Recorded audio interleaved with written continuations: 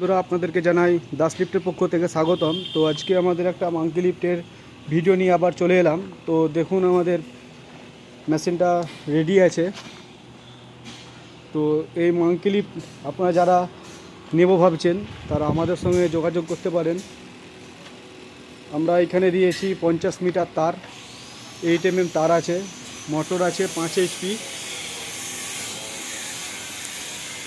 আমাদের পুরো হেভি চ্যানেলের মাল। আপনারা যারা ভাবছেন টায়ার আমাদের কোম্পানির থাকে, ঠেলা গাড়িও আমাদের অনেকটাই বড়।